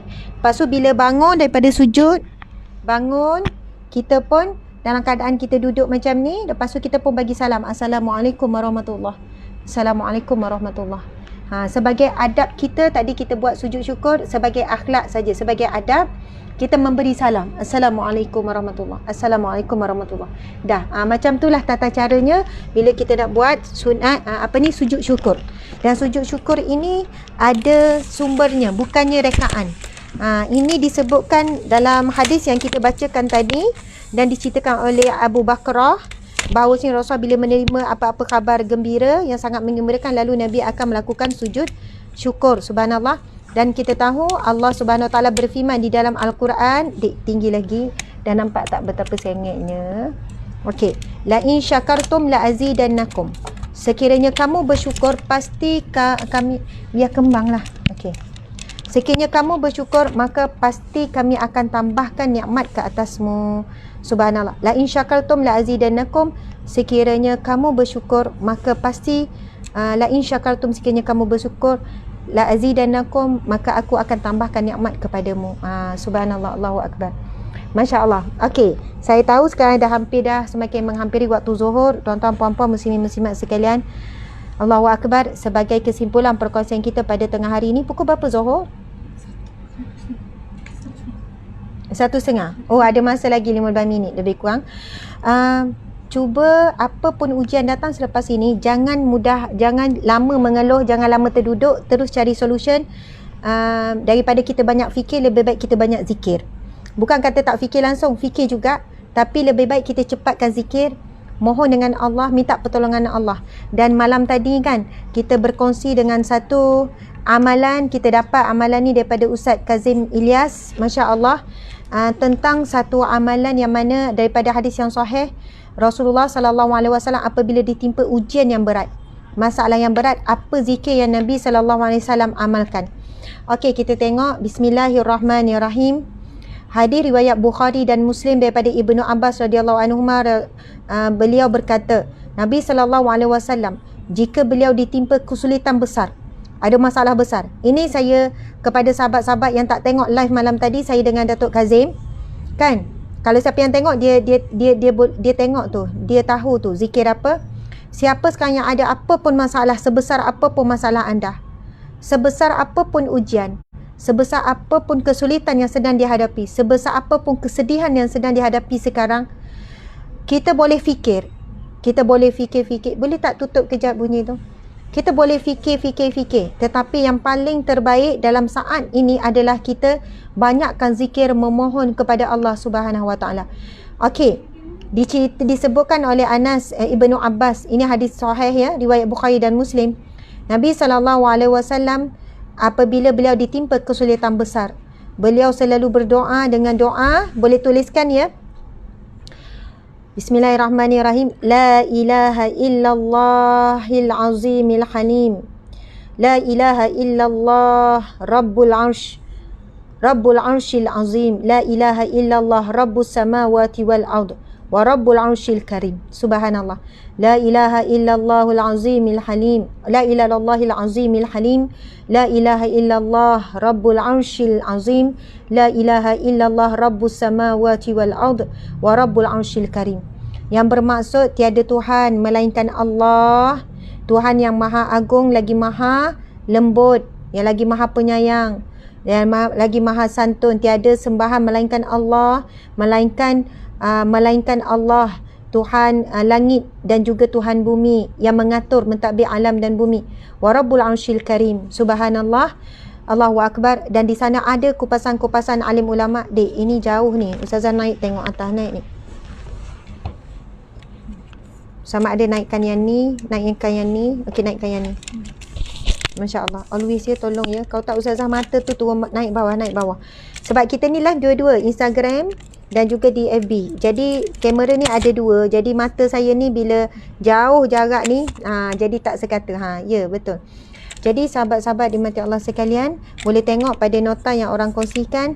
InsyaAllah tujuan saya adalah sebab ramai sangat yang mengadu masalah, tekanan, macam-macam lah kesulitan hidup kan, bila perubahan yang berlaku drastik, kehilangan kerja mengejut, masuk sekolah mengejut, tiba-tiba kena online mengejut, itu mengejut, banyak mengejut. Jadi kita tak tahu lagi apa akan datang yang mengejut kan. COVID-19 ni pun terkejut, kita tak tahu, dulu elok hidup aman damai, tiba-tiba tahun 2020 mengejut, berubah, semua mengejut. Jadi subhanallah, bekalan kita umat akhir zaman ni adalah zikrullah. Dan Nabi pun sebut, bila berlaku kemarau besok, umat orang mukmin ni akan boleh bertahan dengan zikrullah kan. Lapar dahaga tu boleh bertahan dengan zikrullah, Masya Allah. Jadi sahabat-sahabat, mudah-mudahan perkongsian tentang kekuatan untuk kita fleksibel bila hadapi apa pun perubahan berlaku akan datang. Kurangkan merungut, kurangkan mengeluh, banyakkan fikir, banyakkan zikir. Boleh fikir tetapi kuatkan dengan zikir. Antaranya amalan tadi tu yang mana sahabat Nabi menyebutkan bahawa Rasulullah SAW apabila ditimpa satu ujian yang besar, yang berat, lalu Rasulullah akan berzikir, berdoa dengan doa yang disebutkan tadi. Okey, alhamdulillah. Saya bukan nak Quran ni saja, semua jenis Al-Quran, Masya Allah, semua jenis. Okey, sahabat yang dirahmati Allah sekalian, ini berikan saya sedikit slot ya. Slot saya bersama dengan anda. Luangkan masa sikit lagi sebelum Zuhur, ada 10 minit lagi. Okey, saya nak memperkenalkan, Masya Allah, moga dapat manfaat perkongsian tadi. Produk terbaru Ustazah Asma Harun, sebenarnya bukan produk saya, sebab ramai sangat yang nak beli Al-Quran dan datang ke galeri, akhirnya kami buat keputusan nak jual Al-Quran. Bersama dengan saya, Al-Quranul Karim Amazing. Al-Quran Amazing. Boleh tukar? Boleh tukar sekarang? Masya Allah. Amazing Al-Quran. Okey. Saya semalam pergi ke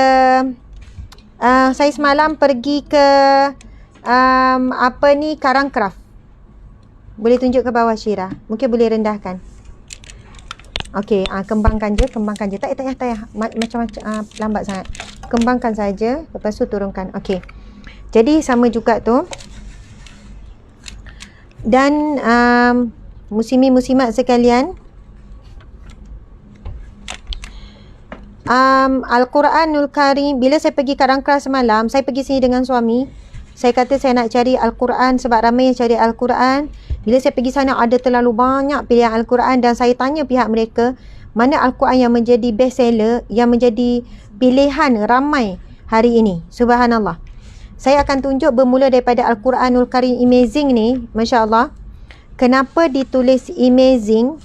Saya dah ada Quran ni, ada orang hadiahkan saya. Tapi kepada siapa yang mungkin tercari-cari satu Al-Quran yang lengkap sekali dengan tafsir, Masya Allah, inilah dia Al-Qurannya. Ini saya berkongsi saja. Kita tak beria pun nak jual Al-Quran ni, tapi saya nak share bila saya dapati Al-Quran Amazing ni memang amazing. Dan siapa yang selalu ikut Tadabbur Daily yang di TV Al-Hijrah tu, kan, Quran Time tu, dia orang guna ni Al-Quranul Karim Amazing ni lah.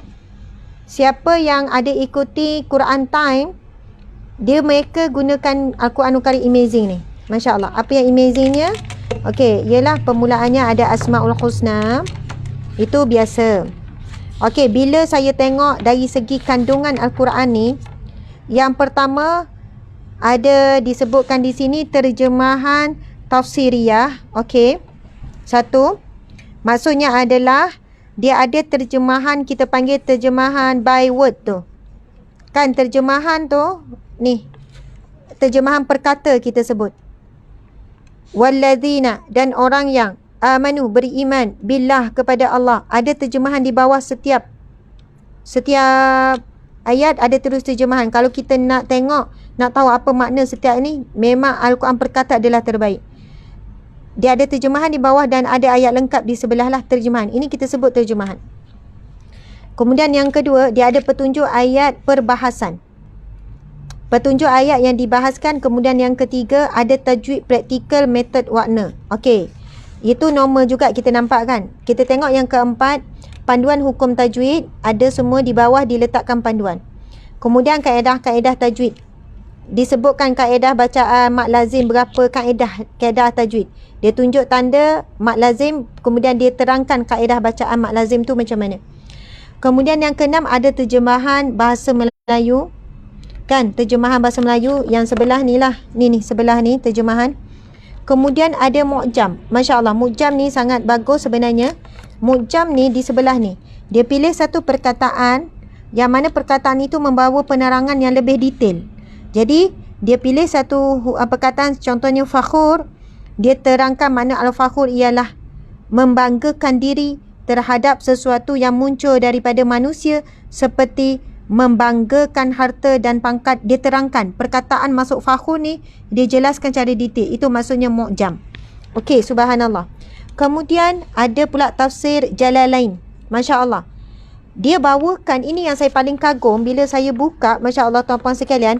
Sebelah ni adalah ayat Al-Quran, ada terjemahan perkata. Di bawah ni dia terangkan mat secara lebar.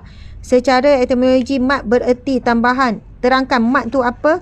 Kemudian ada tanda, ada mu'jam. Kemudian tuan-puan sekalian cuba tengok apa yang ada di dalam ni yang saya buka. Ada tafsir Jalalain. Ini satu tafsir muktabar. Maksudnya Al-Quran ini amazingnya kerana bukan sekadar Al-Quran dan terjemahan dan tajwid, tapi di sebelahnya ada tafsir muktabar. Mereka bawakan daripada tafsir Jalalain. Kemudian di sini dibawa bab penyucian diri, kerana di sebelah sini ada bab penyucian diri. Hadis Arba'in daripada Nabawi bawa hadis ada 40. Kemudian Tibbun Nabawi pun ada. Tibbun Nabawi ni maksud apa? Cara berubat Nabi. Kan? Kebaikan ruqyah. Dikongsikan bagaimana cara nak ruqyah. Bila ada ayat yang berkaitan, dia akan bawa di sebelah sini. Kemudian berkenaan hadis kesihatan. Okey, cuba kita tengok hadis kesihatan di sini apa yang dibawakan pada muka surat ni. Daripada Abdul Rahman bin As-Sa'ib, anak saudara Maimunah, sesungguhnya Maimunah berkata kepadaku, wahai anak saudaraku, maukah engkau aku ruqyah dengan ruqyah Rasulullah sallallahu alaihi wasallam? Aku menjawab, ya. Dia mengucapkan bismillahi arqika, Allahu yashfika min kulli da'in fika, azhibi ba'sa rabba an-nasi washfi anta asyafi la syafian illa anta. Maksudnya dengan nama Allah aku meruqyahmu, dan Allah lah yang akan menyembuhkanmu dari setiap penyakit yang ada padamu. Ya Allah Tuhan manusia, hilangkanlah penyakitnya. Sembuhkanlah ya Allah, hanya engkau lah yang maha penyembuh, tidak ada penyembuh selain engkau. Hadis riwayat Ahmad, An-Nasai, Ibnu Hibban. Hadis banyak ni riwayat, bawa semua ni, Masya Allah, subhanallah. Hadis kesihatan dalam hadis ini menceritakan berkenaan dengan cara Rasul ruqyah. Bila ada orang sakit, Rasul baca ruqyah apa? Inilah ruqyah Rasulullah. Kepadaku, wahai anak saudaraku, maukah engkau aku ruqyah dengan ruqyah Rasulullah sallallahu alaihi wasallam? Jadi bayangkan ya, kandungan ilmu dalam ni sangat amazing. Cuba saya buka muka surat lain lagi. Dia ada bawa tafsir Jalalain, kemudian bawa juga tafsir Ibnu Katsir. Ada sesetengah yang lain dia bawakan tafsir Ibnu Katsir. Kemudian ada bawa Riyadhus Salihin, ada hadis kursi, kemudian hadis Nabawi. Penerangan di sebelah ini adalah yang berkaitan dengan ayat sebelah sini. Sama juga dengan mu'jam. Contoh kan perkataan Rabbi. Ramai yang tak tahu maksud Rabb. Yang kita baca Alhamdulillahirabbil alamin tu, bila sebut Rabb di sini, Ar-Rabbu, makna selalunya, makna asalnya adalah at-tarbiyatu, yang bermaksud membuat sesuatu setahap demi setahap sampai batas sempurna. Kata Ar-Rabbu tidak boleh digunakan secara mutlak kecuali untuk Allah Subhanahu Wa Taala. Hanya Allah saja. Kerana hanya Dia yang dapat menjamin kemaslahatan seluruh makhluk. Sebagaimana firman-Nya, negerimu adalah negeri yang baik dan Tuhanmu adalah Rabb yang maha pengampun. Subhanallah. Adalah ni penjelasan tentang apa maksud Rabb. Masya Allah. Sebab itu sebenarnya dia tak sama untuk setiap page. Ada page tadi yang kita tengok, contoh yang ni pula, Masya Allah. Disebabkan di sebelah sini dia ambil, dia ada banyak Asmaul Husna. Di sini dia keluarkan Asmaul Husna. Contoh dia tulis di sini, yang dimaksudkan dengan al-awal bagi Allah adalah kewujudannya tidak dilalui oleh sesuatu apapun. Dia yang maha tinggi dengannya. Subhanallah. Bayangkan ya, tafsir amazing ini Al-Quran Amazing ni dia ada penerangan Asmaul Husna, 99 nama Allah. Dia ada Riyadhus Salihin, dia ada doa, dia bawa pula doa Asmaul Husna. Masya Allah.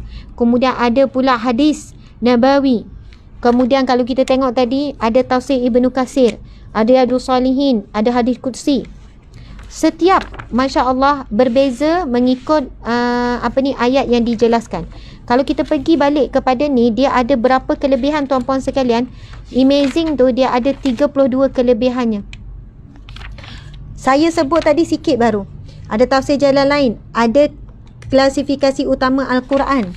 Kemudian yang ke-10 ada tafsir At-Tabari. Dimasukkan tafsir At-Tabari, dimasukkan tafsir Ibnu Katsir. Ini tafsir-tafsir muktabar semua ni. Jadi kalau orang awam yang nak belajar tadabbur Al-Quran, masih sama dia nak belajar tafsir, kalau nak beli tafsir yang berasing, Ustazah saya nak beli set tafsir Ibnu Katsir, memang ada berjilid-jilid, harga dia RM1,000. Tafsir jalan lain pun berjilid-jilid, RM1,000 juga harga dia. Nak beli tafsir apa lagi, tafsir kita sebut tafsir Tabari pun ribu-ribu, berjilid-jilid. Sampai masa kita orang awam mungkin tak mampu nak baca. Dan bagi saya lah, bagi orang awam nak mendalami ilmu Al-Quran, kalau dapat membeli Amazing ni, kalian telah pun dapat sekali ilmu-ilmu tafsir ni. Sebab dia dah ambil dan dia dah permudahkan. Ayat ni mana yang dia pilih untuk ditafsirkan. Subhanallah. Ada tafsir At-Tabari dalam ni, ada tafsir Ibnu Katsir, kemudian ada Riyadhus Salihin, kemudian ada hadis Arba'in An-Nawawi, hadis 40. Kemudian ada juga Syama'il Muhammadiyah. Bila ada ayat-ayat berkenaan dengan Nabi Muhammad, dia bawakan penerangan daripada kitab Syama'il Muhammadiyah. Kemudian ada juga hadis Nabawi. Maksudnya tafsir ayat Quran by hadis. Hadis menerangkan firman Allah tersebut. Kemudian yang ke-16 hadis Qudsi ada, dimasukkan hadis Qudsi. Kemudian ada juga medical hadis. Subhanallah. Ada medical hadis. Maksudnya hadis yang melibatkan perubatan. Kemudian 18 ada tazkiyatun nafs, penyucian diri. 19 ada tibun nabawi, rawatan Nabi, kaedah Nabi merawat dan sebagainya. Yang ke-20 ada Asmaul Husna dan penerangannya. Kemudian ada doa-doa Asmaul Husna yang disisipkan bersama. Okey, kemudian lagi apa lagi yang menyebabkan dia amazing ni? Yang 22 ada tutunan doa, ada doa-doa yang diselitkan, ada sirah nabawi, dibawakan kisah. Jika ada ayat berkenaan mengenai kisah, dibawakan kisah. Ada asbabun nuzul. Ada ayat-ayat tentu dipilih untuk diterangkan sebab nuzul ayat tersebut. Ada kisah Nabi dan Rasul, ada nasihat dan pengajaran, ada zikir Asmaul Husna, ada panduan tanda wakaf dan tanda bacaan dalam Al-Quran, ada indeks tema, klasifikasi tema Al-Quran, ada panduan wakaf, ada pengesahan JAKIM ya, ada tanda tashih, ditasihkan oleh KDN dan sebagainya. Masya Allah, muslimin muslimat sekalian, saya cuma nak berkongsi, nak memaklumkan bahawasanya kami di bawah, kita tambah lagi produk di bawah Ustazah Asma. Kami ambil Amazing Al-Quran ini sebagai memudahkan kepada siapa yang nak mencari. Kalau dicadangkan Ustazah nak satu lengkap ada tafsir, inilah dia Amazing Quran. Ada dalam beberapa warna. Boleh saja order dengan kami post. Ada beberapa warna. Okey, warna purple. Boleh tolong saya tak, Puan Eliza? Okey, ada warna hijau. Masya Allah. Purple ni tak payah sebab dah ada tu. Okey, ada warna hijau ni. Okey, kemudian ada warna hitam. Sangat cantik warna hitam. Masya Allah. Tadi hijau terang. Ini ada hijau lembut. Ini warna paling baru. Sangat cantik. Ni kalau siapa hadiahkan kepada mak apa semua, saya rasa sangat bagus pada orang tua. Okey, ini ada warna hijau yang lembut, ada warna hitam, kemudian ada warna putih bersih. Masya Allah, muslimin muslimat sekalian. Ada warna putih bersih. Sangat cantik. Masya Allah. Ini antara warna baru. Dan saya pergi semalam sendiri Karang Kraus. Saya minta diorang tunjukkan siapa yang ikut sekarang ni Quran Time di TV Al-Hijrah. Inilah dia yang mereka gunakan. Okey, sekali lagi ada warna putih, cantik, indah. Okey, Puan, kertas tu Puan letak. Kalau tak tangan tu tak guna semaksimum. Okey, ada warna hijau. Masya Allah. Kemudian ada warna hitam. Kemudian ada warna hijau yang cantik. Kemudian ada warna purple. Dan orang nak tahu harga di bawah ni 145. Tuan-puan, 145 adalah satu harga yang sangat murah untuk nilai sebuah Al-Quran yang yang amazing. Saya boleh sebutkan amazing. Saya dah dapat, tapi sebelum ni saya tak tengok betul-betul sebagaimana saya tengok semalam.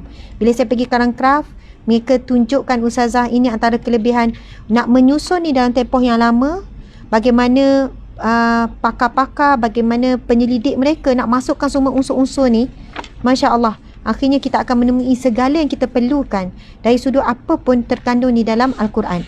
Jadi Al-Quran Amazing ni sebenarnya memudahkan kita orang awam untuk memahami isi kandungan Al-Quran berdasarkan tafsir-tafsir, berdasarkan huraian. Sebab itu dia letak sebelah dan dia bagi keterangan sebelah. Harganya hanya RM145 untuk satu Al-Quran mukjizat Allah Subhanahu Wa Taala yang sangat amazing. Okey. Dan seterusnya saya nak share, ada orang kata ustazah beratnya Al-Quran tu nampak. Memang sangat berat.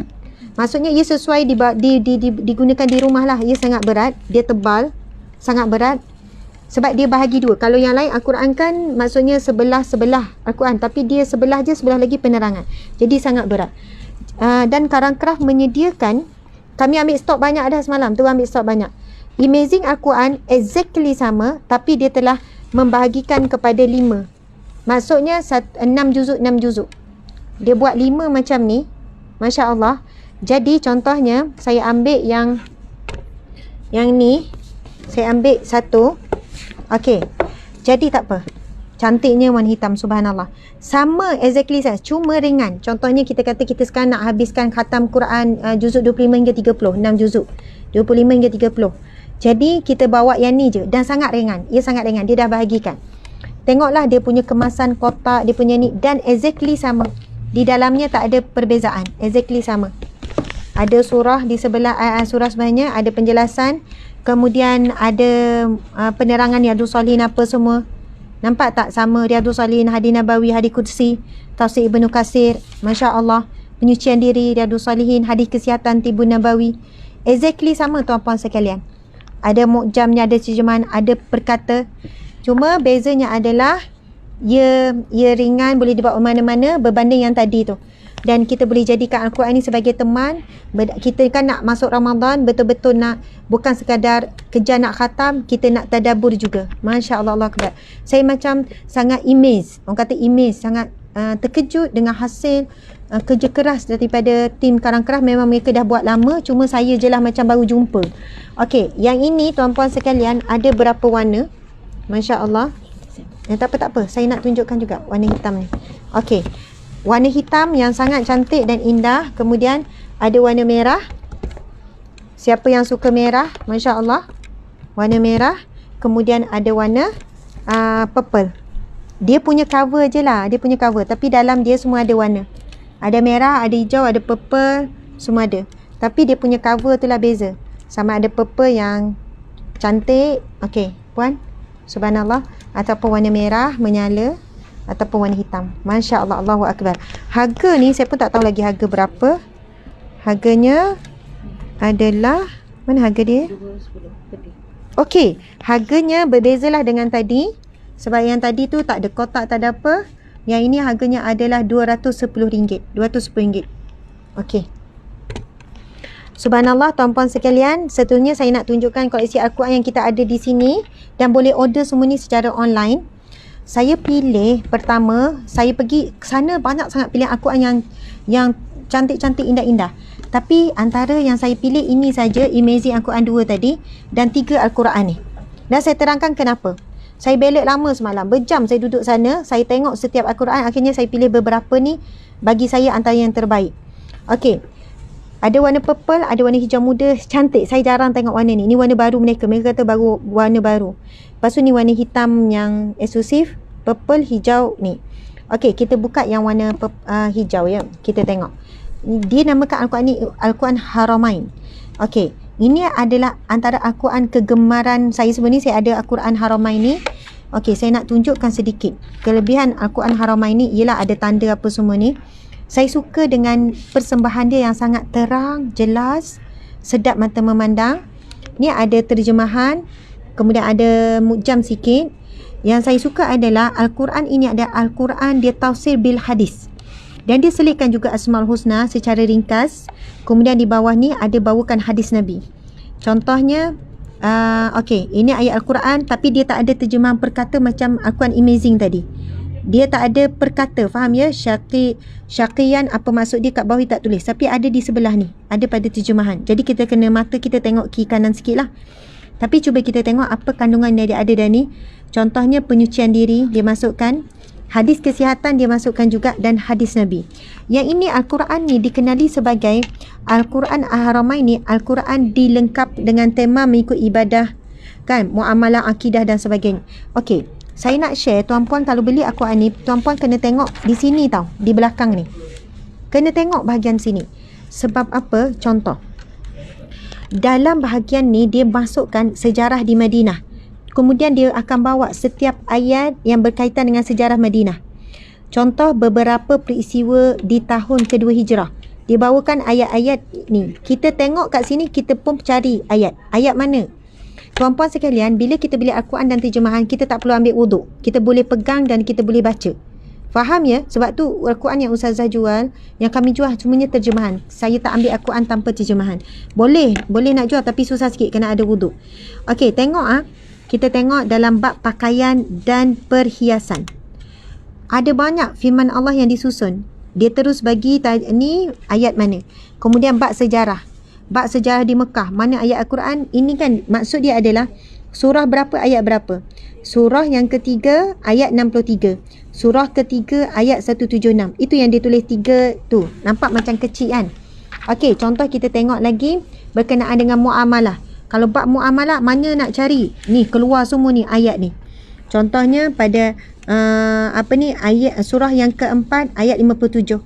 Surah ke-7 ayat 43. Masya-Allah. Macam-macam ni. Cuba kita tengok bagaimana mereka mengeluarkan zat-zat dan sifat Allah. Ini ayat mana, surah mana, ayat mana. Tinggal lagi kita pergi tengok. Okey, bab iman. Kemudian kita tengok lagi. Contohnya bab ibadah. Ayat mana yang melibatkan? Ibadah apa? Ibadah haji. Bab wuduk, bab hukum wuduk, bab kewajiban wuduk, ayat mana? Ayat mana? Yang membatalkan wuduk, ayat mana? Sekian-sekian, bab solat. Kemudian bab syarat-syarat solat, ayat mana? Bab ni rukun solat, bab adab dalam masjid, ayat mana? Semua dibawa. Surah yang kedua ayat 187. Sikap masuk masjid macam mana? Ayat ke-7, surah ke-7 ayat 31. Subhanallah. Ini pula kisah apa? Kisah Nabi pula. Sekarang pergi pada kisah Nabi. Kisah Nabi Musa dia bawa surah mana, ayat mana? Nak cari kisah Nabi Yusuf, surah mana, ayat mana? Nabi Yusuf, Nabi Shu'aib. Tadi tu yang kita tengok Amazing Quran pun ada benda ni. Jangan kata Amazing Quran tak ada ke? Ada. Amazing Quran pun ada. Nabi Shu'aib, Nabi Ayub, Nabi Musa, Nabi Daud, Nabi Harun, Qarun, cerita tentang Qarun. Nabi Musa AS dengan Fir'aun, dengan Nabi Khidir, Nabi Zakaria. Ini siapa yang nak cari kisah Nabi dalam Al-Quran, senang rujuk belakang ni. Terus tahu. Tak tahulah cerita Nabi Yahya. Terus cari. Nabi Yahya, dia terus bagi tahu surah ke-6 ayat 85. Kita pun belek. Cari surah yang ke-19 ayat ke-7. Belek. Memang kita akan jumpa terus. Subhanallah. Begitulah seterusnya. Bangsa-bangsa terdahulu tentang mujizat Al-Quran dan sebagainya. Masya Allah. Okey, lepas tu adalah tajwid. Dan saya suka di bawah ni, ini adalah satu pilihan siapa yang nak ringan, kecil, sangat ringan. Materialnya bukan material kertas yang berat. Bukan kertas licin yang berat tu. Jadi dia tafsir Al-Quran, dia pilih ayat yang dia nak tafsirkan, dia akan tafsirkan di bawah. Masya Allah. Okey. Yang ni Quran Al-Haramain. Itu kenapa? Okey, subhanallah. Dan last ada dua last. Yang ini Quran Mu'jam. Tuan-puan sekalian, ini Quran yang selalu saya bawa ke mana-mana. Saya ada dah lah Quran ni. Quran ni berapa harga dia? Quran ini harga dia adalah 55. Subhanallah, yang sangat indah begini hanya 55, tuan-puan sekalian. Sangat berbaloi. Sama ada nak jadikan hadiah ke, nak jadikan apa, nak tambah koleksi Al-Quran kita. Okey, lepas tu Mu'jam ni, ini yang kalau saya bawa ke mana-mana, saya akan bawa Quran ni. Maksudnya saya dah belilah Quran ni, dah lama dah saya dapat Quran ni. Saya suka, memang susah sikit bagi orang tua sebab dia macam serabut sikit nampak. Cuma sebab saya suka ayat Al-Quran dengan perkata. Kalau siapa nak pilih Al-Quran perkata yang kecil, Quran ni lah. Ni Quran ni dengan Quran ni. Ada dua pilihan. Ada orang mungkin nak, dia sama, isi kandungan dia sama. Kita boleh tengok, isi kandungan dia sama. Kita boleh tengok ni. Tengok ni. Cila tolong buka jap. Okey. Sama kan? Sama, dua-duanya exactly sama. Yang membezakan adalah yang ini ada sampul macam ni, ada 3 pilihan warna. Kita ambil 4 pilihan warna, warna pink, warna tu, warna hitam dan warna coklat. 3 pilihan warna ni lah. Ini kalau siapa yang nak travel, dia suka bawa ke mana-mana, jadi yang ni terbaik. Kita boleh nampak perbezaan dengan ni. Yang ni kalau mata tak terang, tak jelas, dia serabut. Sebab warna dia, saya dah bagi tahu semalam, warna dia sama jadi pening sikit. Tapi dia nak sebenarnya, kalau perkataan warna coklat, itulah maksud dia. Perkataan warna ni, itu. Warna hitam, tulisan hitam. Jadi kita boleh tengoklah perbezaan yang bukan perkata ni, tuan-puan sekalian. Ini tak ada perkata. Kita nampak clear lah. Tapi yang ni sebab ada terjemahan perkata di bawah dia. So, serabut sikit. Tapi kalau tak nak yang serabut, ambil Amazing Quran tadi. Sebab tulisan dia besar dan perkata dia tu tak menyerabutkan. Dah dia pun besar. Tapi bila kecil, nak masuk perkata dia jadi serabut sikit. Walau bagaimanapun, ini antara Al-Quran kegemaran saya. Sebab saya suka baca Al-Quran, tengok perkataan tu. Jadi kalau versi ni ada 2 pilihan lah. Kan? 2 pilihan. Sama ada yang ni ataupun yang ini. Okey, siapa yang tak suka ada bag, ada cover, tak perlulah. Tapi cover dia sangat kemas. Harga yang ni, harga dia RM45. Yang ada cover, dia jadi RM70. Macam tu lah. Ini bukan harga kami, memang harga ditetapkan oleh ni. Okey, lepas tu ini last, betul-betul saya ambil juga yang ni sebab saya tengok Quran ayah saya. Orang tua dia suka Quran ni. Quran ni kan packing macam packing orang lama, pasal orang lelaki. Ini packing, dia tak nampak Al-Quran sangat. Ada orang dia malu nak nampak bila bawa Al-Quran. Jadi ini adalah packing. Kalau saya tengok semalam, dia kata, Ustazah, ni versi lama ni tapi masih lagi orang cari, orang suka. Ini adalah Quran Mashaf Yusuf nama dia. Nampak kan style orang lama, style nak kata apa ya, bag, wallet. Lepas tu dia macam, sebab ayah saya ada Al-Quran yang jenis macam ni, saya rasa macam orang tua dia suka untuk bawa Al-Quran ni serasi. Kalau macam yang tadi tu, yang itu orang muda, nak sebutnya yang ni style orang muda lah. Mungkin orang tua nak bawa pun segan, tak sesuai dengan jiwa mereka. Lepas tu kenapa kita macam ada yang bertutup, Al-Quran tu lebih terjagalah. Dan dalam dia pula, saya tengok tu kan, sedap lah tengok, terang. Dia tak banyak warna orang tua kan.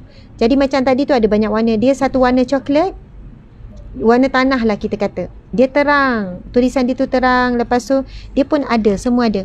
Sirah Nabawi, hadis Nabi, Sirah Nabawi, ada bab ibadah sikit, ada terapi Qurani, bab akidah dia ada jugalah tu keterangan-keterangan istimewa di bawah. Terjemahan ni semua ada.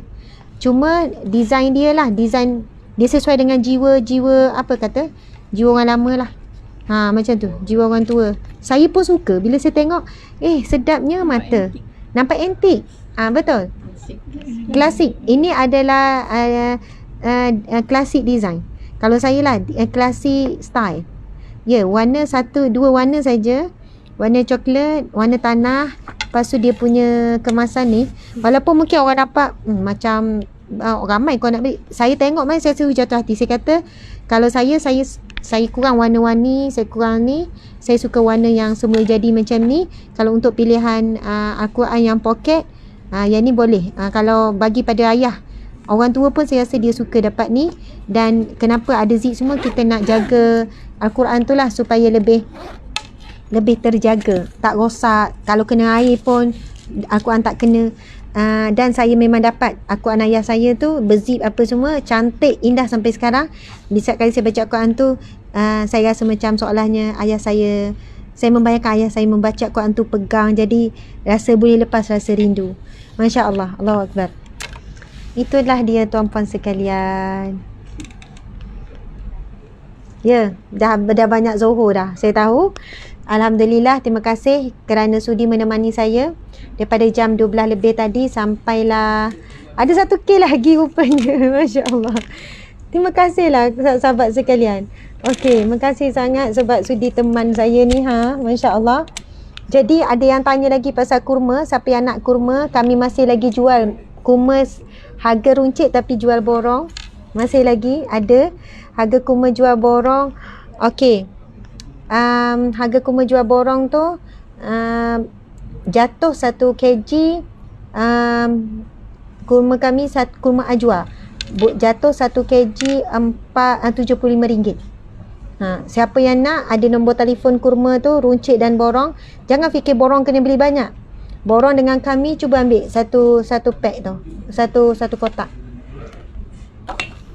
Ini betul-betul last. Takkan lama dah ni, kena marah dah nanti. Ustazah ni semayang. Bawa je mana-mana. Ambil kurma ajwa tu, 1 kotak. Bawa je mana-mana, tak kisah.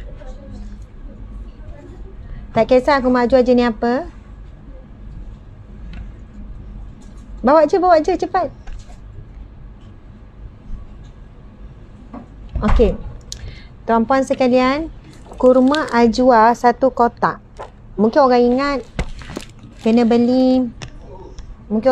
beli banyak kotak baru dapat harga borong. Tak. 1 kotak 5 kilo kurma ajwa aliyah daripada Madinah, yang dalam hadis Nabi kata sebagai penyembuh kepada racun, samak daripada sihir dan sebagainya. Kurma ajwa aliyah 1 kotak 5 kilo biasanya jatuh sekilo 110, 120, 130. Kami jual hanya RM75 saja 1 kilo. Subhanallah tuan-puan sekalian. Ia ada satu nilai yang sangat rendah. Niat kami adalah supaya lebih ramai orang boleh beramal dengan kurma ajwa. Lebih ramai yang boleh menikmati apa yang Nabi SAW sebutkan tentang barang siapa yang beramal 7 biji kurma ajwa pada waktu pagi, maka tidak akan terkena apa pun racun dan juga sihir kepadanya pada hari tersebut. Jadi maksud borong di sini bukan sekadar borong kena beli 10 kotak ke 20 kotak ke 30 kotak. Anda beli 1 kotak ini sahaja pun masya-Allah berat dia 5 kilo. Cuba kita buka tengok kesegaran kurma ajwa aliyah kita. Adalah kurma yang ni.